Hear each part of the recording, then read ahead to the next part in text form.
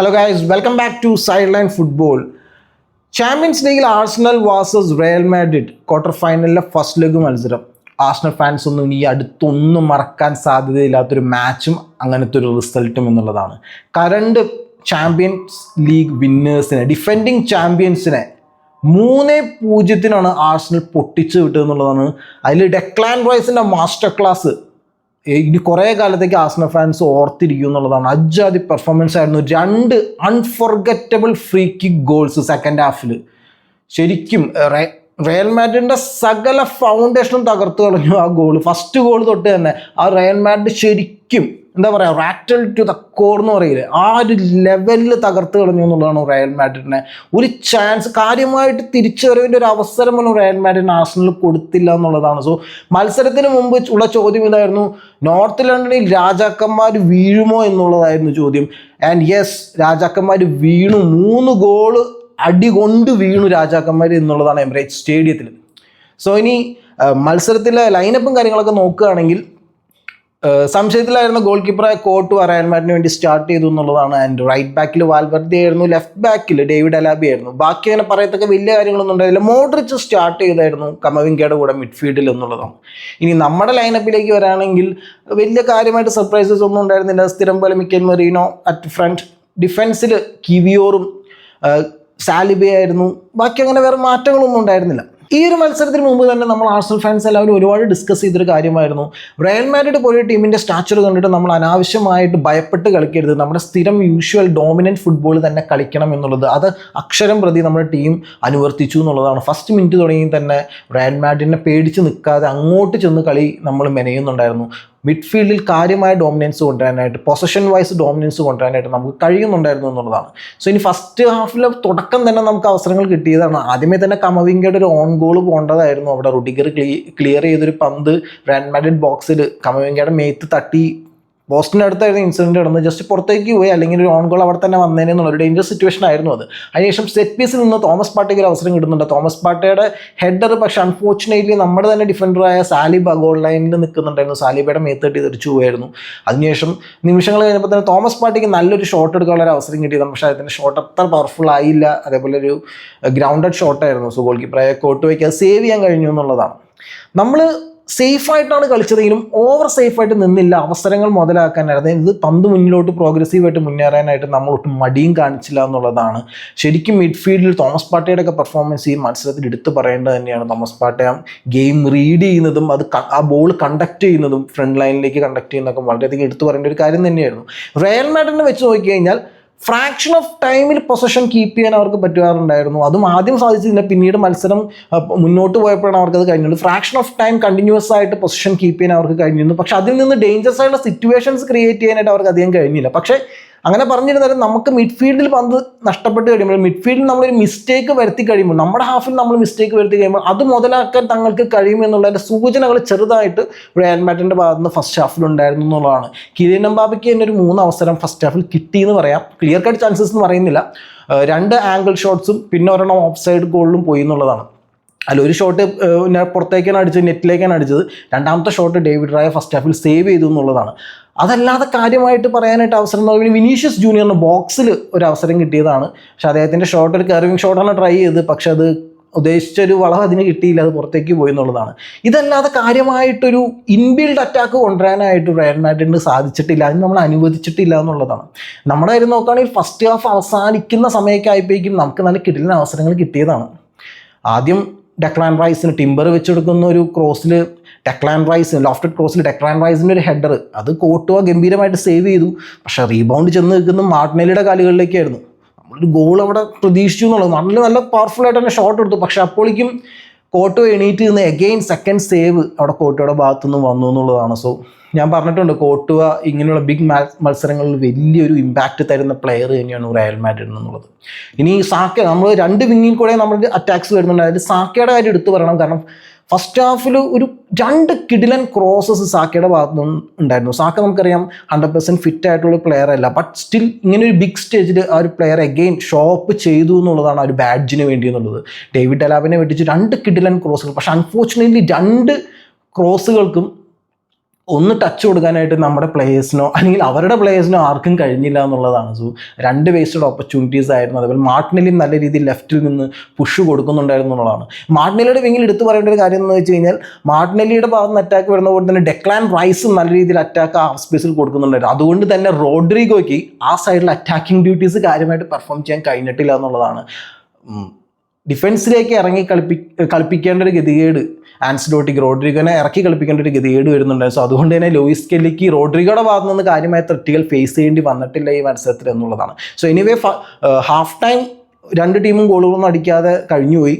So ഇനി second ഹാഫിലേക്ക് നോക്കിയാലും മത്സരം മുന്നോട്ട് പോകുന്നു. പക്ഷേ ആർസണലിന് ആ ഗോള് മാത്രം കണ്ടെത്താൻ കഴിയുന്നില്ല. റയൽ മാഡ്രിഡ് ആണെങ്കിൽ ഡിഫൻസ് വിട്ട ഒരു അറ്റാക്കിങ്ങിലേക്ക്, കാരണം നമുക്കറിയാം റയൽ മാഡ്രിഡിൻ്റെ കുറച്ച് കാലമായിട്ട് അവരുടെ ഡിഫൻസീവ് റെക്കോർഡ് വളരെ മോശമാണ് എന്നുള്ളതാണ്. സോ ഇപ്പോൾ റീസെൻ്റ് കഴിഞ്ഞ മത്സരങ്ങളിലൊക്കെ ഡിഫൻസീവ് എറേഴ്സ് ഒരുപാട് ആ ടീമിന് വന്നിട്ടുണ്ടെന്ന്. സോ അതുകൊണ്ട് ഡിഫൻസ് വിട്ട് ഒരു അറ്റാക്കിംഗ് സ്ട്രാറ്റജിയിലേക്ക് പോകാൻ കാർലോ ആൻസെലോട്ടി തയ്യാറായിരുന്നില്ല എമിറേറ്റ്സിൽ എന്നുള്ളതാണ്. മേ ബി ഒരു ഡ്രോയിങ് കൊണ്ട് തിരിച്ച് സാന്റിയാഗോ ബെർണബേയിൽ മത്സരം നോക്കാം എന്നുള്ളൊരു മൈൻഡിലായിരുന്നിട്ടുണ്ടാവാം. എനിവേ നമുക്കൊരു ഗോൾ വളരെ അനിവാര്യമായിരുന്നു. അപ്പോഴാണ് 58-ാമത്തെ മിനിറ്റിൽ സംഭവിക്കുന്നത്. ബോക്സിന് വെളിയിൽ, അധികം ദൂരമില്ല, ബോക്സിന് വെളിയിൽ ബുക്കായോ സാക്കേനെ ഫൗൾ ചെയ്ത് വീഴ്ത്തിയതിന് ഫ്രീ കിക്ക് കിട്ടുന്നു. ആർസണൽ ഫാൻ ഓക്കെ, നമുക്കതൊരു വലിയൊരു സംഭവമല്ലേ, ഫ്രീ കിക്ക് കിട്ടുമ്പോൾ ഒരു കോർണർ കിട്ടിയെങ്കിൽ നമുക്ക് കുറച്ചും കൂടി ഒരു ത്രില്ല് ഉണ്ടായിരുന്നേനെ. പക്ഷേ ആ ഒരു ഫ്രീ കിക്ക് കിട്ടുമ്പോൾ ഓക്കെ ഫൈൻ, നമ്മുടെ ടീം ഒരു free kick goal, direct free kick goal അടിച്ചിട്ട് കാലങ്ങളായി, ഐ തിങ്ക് ഇയേഴ്സായി, വർഷങ്ങളായി നമ്മളൊരു ഗോൾ അടിച്ചിട്ട്. സോ ഒരു ഫ്രീ കിക്ക് അവസരം കിട്ടുമ്പോൾ ഫ്രീ കിക്ക് അല്ലേ, ആ ഒരു മൈൻഡേ നമുക്കുള്ളൂ. പക്ഷെ അവിടെ ഡെക്ലാൻ റൈസ് നിൽക്കുന്നു, ബുക്കായോ സാക്ക നിൽക്കുന്നു. സോ നമ്മൾ മോസ്റ്റ്ലി എക്സ്പെക്ട് ചെയ്യുന്നത് ഒരു ക്രോസ് തന്നെയായിരിക്കും ഡെക്ലാൻ റൈസിൻ്റെ ഭാഗത്ത് നിന്ന്. സാധാരണ അങ്ങനെയാണ് സംഭവിക്കാറ്. Set piece coach Nicolas Jover അവിടെ സൈഡ് ലൈനിലേക്ക് വരുന്നു, അതിനുള്ള ആക്ഷൻസ് ഒക്കെ കാണിക്കുന്നു, ഓക്കെ ഫൈൻ, സ്ഥിരം റൊട്ടീൻ നത്തിങ്. പക്ഷെ ഡെക്ലാൻ റൈസ് അവിടെ ഇത്തവണ തീരുമാനിച്ചു, എനിക്ക് എന്തെങ്കിലും സ്പെഷ്യൽ ചെയ്യണം. ഇത് റയൽ മാഡ്രിഡ് ആണ്, എമിറേറ്റ്സ് സ്റ്റേഡിയത്തിലെ ക്വാർട്ടർ ഫൈനൽ മത്സരമാണ്, ചാമ്പ്യൻസ് ലീഗിൻ്റെ ഒരു മാജിക്കൽ നൈറ്റാണ്, എനിക്ക് എന്തെങ്കിലും മാജിക്കലായിട്ടൊന്ന് ട്രൈ ചെയ്ത് നോക്കണം എന്ന് പറയുന്നു. അവിടെ ഡെക്ലാൻ റൈസിൻ്റെ ഒരു ഷോട്ട്, ആ ഷോട്ട് അവിടെ നിൽക്കട്ടെ, ഓഡിയൻസിൽ റോബർട്ടോ കാർലോസ് ഇരിക്കുന്നു. നമുക്ക് എല്ലാവർക്കും അറിയാം റോബർട്ടോ കാർലോസ് എന്ത് ഗോളിൻ്റെ പേരിലാണ് ഇത്ര ഫേമസ് ആയി എന്നുള്ളത്. അതിനൊരു പക്ക റെപ്ലിക്ക അവിടെ ഡെക്ലാൻ റൈസ് വെച്ചു എന്നുള്ളതാണ്. ഒരു 4-man ഡിഫൻസീവ് വാളാണ് റയൽ മാഡ്രിഡ് വെച്ചിരുന്നത്. അതിൻ്റെ അറ്റത്തുണ്ടായിരുന്നത് വാൽവെർദെ ആയിരുന്നു. വാൽവെർദയ്ക്ക് അപ്പുറം ഒരു പ്ലെയറിനെയും കൂടി വെച്ച് കഴിഞ്ഞാൽ ആ പ്ലെയറിനെയും കടത്തിപ്പോവാവുന്ന രീതിയിലുള്ളൊരു കർവ്, പുറത്തേക്ക് പോകാൻ തോന്നിക്കുന്ന അവസാന മൊമെൻറ്റിൽ ആ ഒരു പോസ്റ്റിൻ്റെ ഉള്ളിലോട്ട് കയറുന്നൊരു ഷോട്ട്, ഒരു എന്താ പറയുക, മറക്കില്ല. ആർസണൽ ഫാൻസ് വരെ ആ മത്സരം ലൈവ് കണ്ട് ആരും അടുത്തൊന്നും ആ ഒരു ഷോട്ടും മറക്കില്ല എന്നുള്ളതാണ്. ഗോൾ കീപ്പറെ കോട്ടോയ്ക്ക് ഒരു ചാൻസും അവിടെ കിട്ടിയില്ല. അങ്ങനെ 58-ാമത്തെ മിനിറ്റിൽ എമിറേറ്റ്സ് സ്റ്റേഡിയത്തിൽ റയൽ മാഡ്രിഡിനെതിരെ ആർസണൽ ലീഡ് എടുത്തു എന്നുള്ളതാണ്. വർഷങ്ങൾക്ക് ശേഷം ആർസണലിൻ്റെ ഒരു ഡയറക്റ്റ് ഫ്രീ കിക്ക് ഗോൾ, അതേപോലെ ഡെക്ലാൻ റൈസിൻ്റെ ക്ലബ് കരിയറിലെ തന്നെ ആദ്യത്തെ ഡയറക്റ്റ് ഫ്രീ കിക്ക് ഗോൾ എന്നുള്ളതാണ്. സോ കാര്യങ്ങൾ പിന്നീട് അവിടുന്ന് മൊത്തം മാറി എന്നുള്ളതാണ്. പിന്നീട് കാര്യങ്ങൾ മുന്നോട്ട് പോകവേ ഒരു 65 മിനിറ്റ് കഴിഞ്ഞപ്പോൾ ആർസണലിന് തുരു അവസരം കിട്ടി. ആദ്യം മാർട്ടിനെല്ലിയുടെ ഷോട്ട് വരുന്നു, അത് കോട്ടോ തടഞ്ഞിടുന്നു. അതിൻ്റെ റീബൗണ്ട് ആദ്യം മിക്കൽ മെറിനെ ഒരു വട്ടം അടിക്കുന്നു, അത് ഡേവിഡ് അലവ സേവ് ചെയ്യുന്നു, ബ്ലോക്ക് ചെയ്യുന്നു ഗോൾ ലൈനിൽ വെച്ചിട്ട്. എഗെയിൻ മിക്കൽ മെറിനൊക്കെ പന്തിടുന്നു, മിക്കൽ മെറിനെ എഗെയിൻ ഒരു ഷോട്ട് വായിക്കുന്നു, അത് ഗോൾ കീപ്പറായ കോട്ടോ സേവ് ചെയ്ത് വിടുന്നു. സോ അങ്ങനെ തുരു അവസരം കിട്ടും. ഒരു സെക്കൻഡ് ഗോൾ അവിടെ ചൂടെടുത്ത് നിൽക്കുകയാണ്, ഒരു സെക്കൻഡ് ഗോൾ ഇപ്പോൾ വീഴുന്നു നിൽക്കുന്ന സമയമാണ്. അങ്ങനെ 70-ാമത്തെ മിനിറ്റ് എത്തിയപ്പോൾ എഗെയിൻ സാക്കേനെ പിന്നെയും ഫൗൾ ചെയ്ത് വീഴ്ത്തുകയാണ് അവിടെ. ഇപ്പോഴത്താണ് കുറച്ചും കൂടി സെൻറ്ററിലോട്ട് നീങ്ങിയിട്ടാണ്, ബോക്സിന് വെളിയിൽ വലിയ ദൂരം ഏറെക്കുറെ സെയിം തന്നെയായിരുന്നു, കുറച്ചും കൂടി ബോക്സിൻ്റെ സെൻറ്ററിലേക്ക് നീങ്ങിയിട്ടായിരുന്നു. എഗെയിൻ ഡെക്ലാൻ റൈസും ഓഡെഗാർഡും വന്ന് നിൽക്കുന്നു. ഓക്കെ, ഡെക്ലാൻ റൈസ് ഒരു തവണ അടിച്ചു, ഇനിയും അത് അടിക്കൂ, കാരണം നമ്മളൊരു പ്രൈം ഫ്രീ കിക്ക് ടേക്കറായിട്ട് കണ്ടിട്ടില്ല അങ്ങനെ. സോ ഇനിയും അതിന് ട്രൈ ചെയ്യാൻ ചാൻസ് ഉണ്ടോ? ആ ഒരു തോട്ട് നമ്മുടെ കഴിയുന്ന സമയത്തേക്ക് മുമ്പിൽ അടുത്ത ഗോൾ അവിടെ വീണു എന്നുള്ളതാണ്. എഗെയിൻ ഒരു മാസ്റ്റർ പീസ് സാധനം. നമ്മൾ ഈ റൈറ്റ് കോർണറിൻ്റെയൊക്കെ നമ്മൾ പറയില്ലേ, ഗോൾ പോസ്റ്റിൻ്റെ ടോപ്പ് റൈറ്റ് കോർണർ എന്നൊക്കെ പറയില്ലേ, ഒരു ഗ്രേ ഏരിയ എന്നൊക്കെ പറയില്ലേ, ഗോളടിക്കാൻ ഏറ്റവും ടാലൻറ്റഡ് പ്ലേയേഴ്സ് ഗോളടിക്കുന്ന ഏരിയ, അങ്ങനെ ഒരു സെക്ഷൻ നമ്മൾ പറയില്ല, ഒരു ഗ്രേ ഏരിയ. ആ ഗ്രേ ഏരിയയിലേക്ക് ആ പന്ത് കയറുന്ന കാണാൻ ഇറ്റ് വാസ് എ ബ്യൂട്ടി. ആ ലൈവ് റീപ്ലേ ഒക്കെ കാണുമ്പോൾ നമുക്ക് ശരിക്കും കോരിത്തരിച്ചു അതേപോലത്തെ ഒരു ഷോട്ട്. അങ്ങനെ 70-ാമത്തെ മിനിറ്റിൽ അവിടെ ഡെക്ലാൻ റൈസ് 2-ാമത്തെ ഗോൾ നേടി. എഗെയിൻ ഒരു സൂപ്പർ ഫ്രീ കിക്ക് വഴി എന്നുള്ളതാണ്. ആൻഡ് ഡെക്ലാൻ റൈസിന് അതുപോലെ റെക്കോർഡും കിട്ടിയെന്നുള്ളതാണ്. ഫസ്റ്റ് മിഡ്ഫീൽഡറാണ് ചാമ്പ്യൻസ് ലീഗിൽ ഒരേ മത്സരത്തിൽ 2 ഡയറക്റ്റ് ഫ്രീ കിക്ക് ഗോൾസ് നേടുന്ന ആദ്യത്തെ പ്ലെയറാണ് ഡെക്ലാൻ റൈസ് എന്നുള്ളതാണ്. സോ നോക്കൗട്ട് ഫേസിൽ കേട്ടോ. സോ അങ്ങനെ 70ാമത്തെ മിനിറ്റ് കഴിഞ്ഞപ്പോൾ 2 ഗോള് അവിടെ ഡെക്ലാൻ റൈസ് നേടി ആർസണൽ 2-0 ലീഡിലെത്തി എന്നുള്ളതാണ്. റയൽ മാഡ്രിഡിൻ്റെ സകല ഗ്യാസും പോയി, സകല പിരിയും അവിടെ അഴിഞ്ഞു പോയി എന്നുള്ളതാണ്. കാരണം 5 മിനിറ്റ് കഴിഞ്ഞപ്പോൾ തന്നെ 3ാമത്തെ ആണിയും അവിടെ അടിച്ചു എന്നുള്ളതാണ്. ലൂയിസ് കെല്ലി ബോക്സിലേക്ക് റയൽ മാഡ്രിഡ് പ്ലെയേഴ്സിനെ ഡ്രിബിൾ ചെയ്ത് കയറുന്നു. എഡ്ജ് എത്തിക്കഴിഞ്ഞപ്പോൾ മിക്കേൽ മെറീനോ അങ്ങനെ ഇറങ്ങി നിന്ന് ഫ്രീ ആയിട്ട് നിൽക്കുന്നുണ്ടായിരുന്നു ബോക്സിൻ്റെ എഡ്ജിൽ. മിക്കേൽ മെറീനോയ്ക്ക് വെച്ച് കൊടുക്കുകയാണ്. അപ്പകട്ടം മനസ്സിലാക്കി റുഡിഗർ എത്തുമ്പോഴേക്കും മിക്കേൽ മെറീനോ ഷോട്ട് വായിച്ചു. എഗെയിൻ ഒരു കർവിങ് സാധനം, എഗെയിൻ കോട്ടോയ്ക്ക് ഒരു ചാൻസും ഇല്ല, കോട്ടോ ബീറ്റനായി എന്നുള്ളതാണ്. അങ്ങനെ മിക്കേൽ മെറീനോയും കൂടി ഗോൾ അടിച്ചപ്പോൾ 3-0 എത്തി. റയൽ മാഡ്രിഡിനെ 3-0 എമിറേറ്റ്സ് സ്റ്റേഡിയത്തിൽ 75ാമത്തെ മിനിറ്റിൽ ആർസണൽ തീർത്തു വിട്ടു എന്നുള്ളതാണ്. മിക്കേൽ മെറീനോൻ്റെ കാര്യം പിന്നെ പറയേണ്ടത് തന്നെയാണ്. ഫെബ്രുവരിയിൽ മിക്കേൽ മെറീനോനെ ഒരു മേക്ക് ഷിഫ്റ്റ് സ്ട്രൈക്കറായിട്ട് ആർട്ടറ്റ അപ്പോയിൻറ്റ് ചെയ്യുമ്പോൾ ഒരുപാട് പേരെ നെറ്റ് വിഴിഞ്ഞിട്ടുണ്ട്. കാരണം കുറേ ഓപ്ഷൻസ് ഇല്ല first of all. But anyway okay, ഒരു ഡീഗ്രേഡിങ് ആയിട്ടാണ് എല്ലാവരും അതിനെ കൺസിഡർ ചെയ്തിരുന്നത്, വേറെ ഓപ്ഷൻ ഇല്ലെങ്കിൽ കൂടി. പക്ഷേ താരം സ്റ്റെപ്പ് അപ്പ് ചെയ്തത്, ഇത്രയും ഇഞ്ചുറീസ് വറി ചെയ്തിട്ടുള്ളൊരു സീസണിൽ ആ ഒരു പ്ലെയർ സ്റ്റെപ്പ് അപ്പ് ചെയ്തതിന് കുറേ കാലം ആർസണൽ ഫാൻസ് ഓർത്തിരിക്കുക തന്നെ ചെയ്യും. അതിൻ്റെ എല്ലാ ക്രെഡിറ്റ് ആ പ്ലെയറിന് കിട്ടുകയും ചെയ്യും എന്നുള്ളതാണ്. കാരണം സീസണിൽ ഇപ്പോൾ ഓൾറെഡി 8 ഗോൾ ആ താരം നേടി. അതിനകത്ത് 6 ഈ ഒരു സ്ട്രൈക്കിംഗ് റോളിലേക്ക് വന്നതിന് ശേഷമാണ് ക്ലബിന് വേണ്ടി അദ്ദേഹം നേടിയതെന്നുള്ളതാണ്. സോ അത്രയ്ക്കും ആ ഒരു പ്ലെയർ സ്റ്റെപ്പ് അപ്പ് ചെയ്തു ക്ലബിന് ഏറ്റവും അത്യാവശ്യമുള്ള ഒരു സമയത്ത് എന്നുള്ളതാണ്. So it's a big thing. So പിന്നീട് തല പൊക്കാനൊന്നും റയൽ മാഡ്രിഡിന് കഴിഞ്ഞിട്ടില്ല എന്നുള്ളതാണ്. ആ ഒരു 3ാമത്തെ ഗോൾ വീണപ്പോൾ തന്നെ അവർക്ക് മനസ്സിലായി, അവർ വിട്ടു, ഇനി വേറെ ഒന്നും ചെയ്യാനില്ല, കാര്യമായിട്ടൊന്നും ചെയ്യാനില്ല, ഇനി എന്ത് ചെയ്യണേന്ന് സാന്റിയാഗോ ബെർണബേയിൽ ഈ ഒരു മത്സരം കഴിയണം, ഈ ഒരു മത്സരത്തിൽ തിരിച്ച് ആർസണലിനെതിരെ ഒന്നും തല പൊക്കാൻ കഴിയില്ല എന്ന് അവർക്ക് മനസ്സിലായിരുന്നു.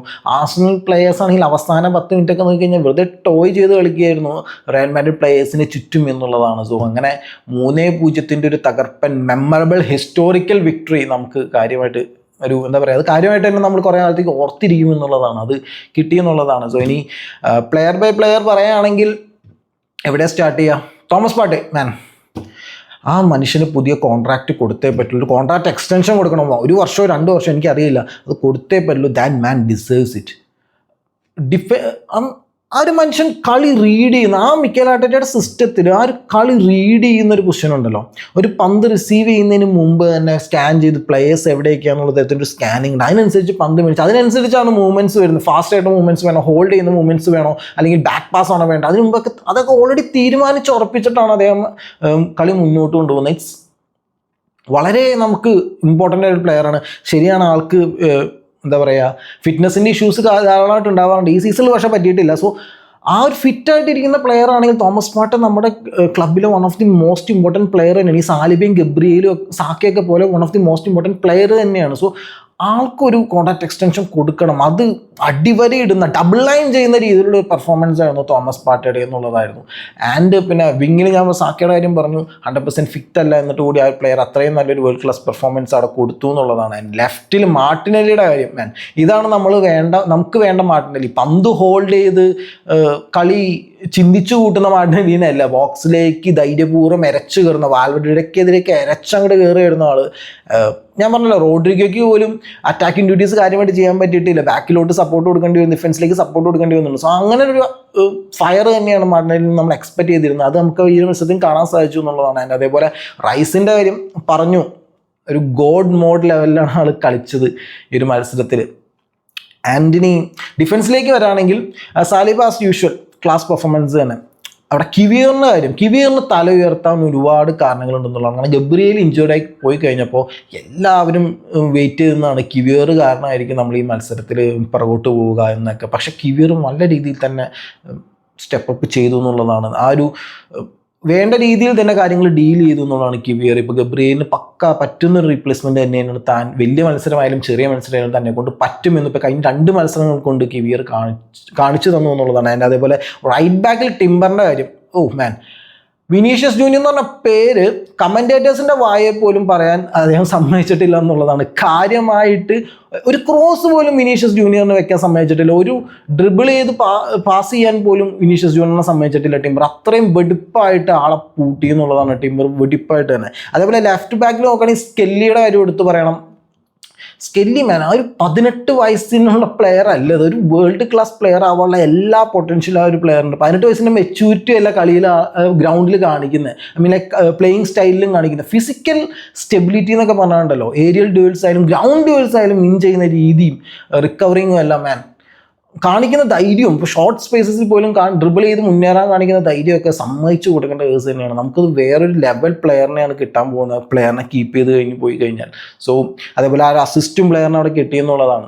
ആൻഡ് പിന്നെ പറയാനുള്ളത്, ഗോൾ കീപ്പറായ ഡേവിഡ് റായ അത്യാവശ്യം നല്ല പെർഫോമൻസ് തന്നെയായിരുന്നു. എനിക്ക് കുറേ ഡേവിഡ് റായയുടെ കുറച്ച് ചാർജ് ചെയ്ത് ബോൾ കളക്ട് ചെയ്യുന്ന കുറച്ച് രീതി എനിക്ക് ഇഷ്ടപ്പെട്ടായിരുന്നു. കാരണം കിലിയൻ എംബാപ്പെ പോലുള്ളൊരു പ്ലെയർ ഉള്ളപ്പോൾ റൺ ചെയ്യാനുള്ള സ്പേസ് അധികം വിട്ടുകൊടുക്കാതെ തന്നെ അഡ്വാൻസ് ചെയ്ത് പന്തെടുക്കാനായിട്ട് ഡേവിഡ് റായ്ക്ക് മിക്കപ്പോഴും കഴിയുന്നുണ്ടായിരുന്നു. അതുപോലെ മിക്കേൽ മെറീനോ പറഞ്ഞല്ലോ, സ്റ്റെപ്പ് അപ്പ് ചെയ്തു വയ്ക്കുകയും നമുക്കിനിയിപ്പോൾ ഈ ഒരു സീസൺ കഴിയുന്നവരെ വേറൊരു സ്ട്രൈക്കറിൻ്റെ കാര്യത്തിൽ ഇനിയിപ്പോൾ മിക്കേൽ മെറീനോനെ കുറ്റം പറയേണ്ടി വരുമെന്ന് എനിക്ക് തോന്നുന്നില്ല. നല്ല പെർഫോമൻസ് തന്നെ പ്ലെയർ കൊണ്ടുവന്നിട്ടുണ്ട്, ഈ ഒരു മത്സരത്തിലും കൊണ്ടുവന്നു എന്നുള്ളതാണ്. സോ ഓവറോൾ നമ്മുടെ ടീമിലെ പെർഫോമൻസ് വളരെ മികച്ചതായിരുന്നു, വളരെ മെമ്മറബിൾ പെർഫോമൻസ് തന്നെ പല പ്ലേയേഴ്സും കാഴ്ചവെച്ചു എന്നുള്ളതാണ്. റയൽ മാഡ്രിഡ് പ്ലേയേഴ്സിൻ്റെ കാര്യം നോക്കി കഴിഞ്ഞാൽ കാര്യമായിട്ട് എടുത്തു പറയാവുന്ന ഒരു പെർഫോമൻസ് എന്ന് പറഞ്ഞാൽ എനിക്ക് ബെല്ലിംഗ്ഹാമിൻ്റെ performance it was not so bad. ബെല്ലിംഗ്ഹാമിനെ അങ്ങനെ കംപ്ലീറ്റ് ആയിട്ട് പൂട്ടാൻ നമുക്ക് പറ്റിയിട്ടുണ്ടായില്ല, പക്ഷേ ബെല്ലിംഗ്ഹാമിനെ ഓടി നടന്ന് കളിക്കുന്ന ഒരു ഫ്രീഡത്തോടെ കളിക്കുന്ന ഒരു പ്ലെയർ തന്നെയായിരുന്നു. പക്ഷേ 1-2 സിറ്റുവേഷൻസ് ബെല്ലിംഗ്ഹാമിന് നമ്മളെ ഹേർട്ട് ചെയ്യാൻ കഴിയുമായിരുന്നു, അദ്ദേഹത്തിൻ്റെ പല പാസുകളുണ്ടായിരുന്നു, പക്ഷേ ഒരു എൻ പ്രൊഡക്റ്റ് ഉണ്ടായിരുന്നില്ല എന്നുള്ളതാണ്. അതേപോലെ തന്നെ കിലിയൻ എംബാപ്പയുടെ കാര്യം, പന്തിന് വേണ്ടി ഓടി നടന്ന് ഈഗറായിട്ട് കളിക്കുന്നുണ്ടെങ്കിലും ആ ഒരു ഡേഞ്ചർ സിറ്റുവേഷൻസ് കാര്യമായിട്ട് ക്രിയേറ്റ് ചെയ്യാനായിട്ട് നമ്മളെ കിലിയൻ എംബാപ്പനെ സമ്മതിച്ചിട്ടില്ല എന്നുള്ളതാണ്. ഇപ്പോൾ ഫസ്റ്റ് ഹാഫിൽ നേരത്തെ പറഞ്ഞ ചാൻസസ് ഒഴിച്ചു നിർത്തി കഴിഞ്ഞാൽ. സോ 3-0 ഒരു വിജയമാണ്. പക്ഷേ ഇവിടെ പരിപാടി കഴിഞ്ഞിട്ടില്ല. ഇനിയിപ്പോൾ നെക്സ്റ്റ് വീക്ക് നമ്മൾ സാന്റിയാഗോ ബെർണബൂവിൽ പോകണം, അവിടെയും ഒരു വിജയം, നല്ലൊരു വിജയം നമുക്ക് നേടാൻ കഴിയണം എന്നുള്ളതാണ്. നമുക്കറിയാം സാന്റിയാഗോ ബെർണബൂ ആണ്, റയൽ മാഡ്രിഡിൻ്റെ മാജിക്കും കാര്യങ്ങളൊക്കെ കാണാനുണ്ട് ചിലപ്പോൾ. Okay, what ever it is, നമ്മൾ എമിറേറ്റ്സ് എടുത്തിട്ട് 3-0 ഒരു വിജയം നമുക്ക് സെലിബ്രേറ്റ് ചെയ്തേ പറ്റുള്ളൂ. എല്ലാ ആർസണൽ ഫാൻസും ഡിസേർവ് ചെയ്യുന്നൊരു കാര്യമാണ്, പ്ലേയേഴ്സ് ഡിസേർവ് ചെയ്യുന്നതാണ്. ഇനി എന്ത് സംഭവിക്കും, ടൈൽ എന്ത് സംഭവിക്കും നമ്മൾ കണ്ടറിയാം, അതെന്തും ആവട്ടെ. ശരി, ഈ ഒരു വിജയം നമ്മൾ കുറേ കാലം ഓർത്തിരിക്കും എന്നുള്ളതാണ്. സോ നമ്മുടെ ഈ ഒരു വിജയം കൊണ്ട് പ്രീമിയർ ലീഗിനും വലിയ നേട്ടം ഉണ്ടായിട്ടോ. കാരണം പ്രീമിയർ ലീഗിൻ്റെ കോഎഫിഷ്യൻ്റെ റാങ്കിങ്സിൽ പ്രീമിയർ ലീഗിന് ഒരു ടോപ്പ് 2 എന്തോ ഫിനിഷ് ചെയ്യാൻ പറ്റുന്നു. സോ അതുകൊണ്ട് തന്നെ നമുക്ക് നെക്സ്റ്റ് ഇയറിലെ ചാമ്പ്യൻസ് ലീഗിലേക്ക് 4 അല്ല 5 ടീമുകൾക്ക് മത്സരിക്കാൻ പറ്റും എന്നുള്ളതാണ് പ്രീമിയർ ലീഗിൽ നിന്നും. സോ നമ്മുടെ ഒരു വിജയം കൊണ്ട് അങ്ങനെയും ഒരു ഗുണം ഉണ്ടായി, പ്രീമിയർ ലീഗിന് ഒരു സഹായം ചെയ്യാൻ ആർസണലിന് കഴിഞ്ഞു എന്നുള്ളതാണ്. എനിവേ എന്തായാലും ടൈയുടെ റിസൾട്ട് എന്തായിരിക്കും എന്നുള്ളത് നമുക്കിനി സാന്റിയാഗോ ബെർണബൂവിലെ മത്സരം കൂടി കഴിയണം. അതേപോലെ തന്നെ മറ്റൊരു ക്വാർട്ടർ ഫൈനൽ ഫസ്റ്റ് ലെഗ് മത്സരത്തിൽ ബയേൺ അലിയൻസ് അരീനയിൽ നടന്ന മത്സരത്തിൽ ഇന്റർ 2-1 ബയേണിനെ തോൽപ്പിച്ചു എന്നുള്ളതാണ്. സോ ഇനി ബയേണിന് സാൻസിറോയിൽ ചെന്ന് വേണം ടൈ തിരിച്ചു പിടിക്കാനായിട്ട്. ഈ ഒരു മത്സരത്തെക്കുറിച്ചുള്ള നിങ്ങളുടെ അഭിപ്രായങ്ങൾ എന്താണെന്നുള്ളത് താഴെ കമന്റ് സെക്ഷനിൽ രേഖപ്പെടുത്തുക. അതേപോലെ നിങ്ങൾക്ക് വീഡിയോ ഇഷ്ടപ്പെട്ടെങ്കിൽ ലൈക്ക് ചെയ്യുക, ചാനൽ ഇതുവരെ സബ്സ്ക്രൈബ് ചെയ്തിട്ടില്ലെങ്കിൽ ഒന്ന് സബ്സ്ക്രൈബ് ചെയ്ത് നമ്മളെ ഒന്ന് സപ്പോർട്ട് ചെയ്യുക.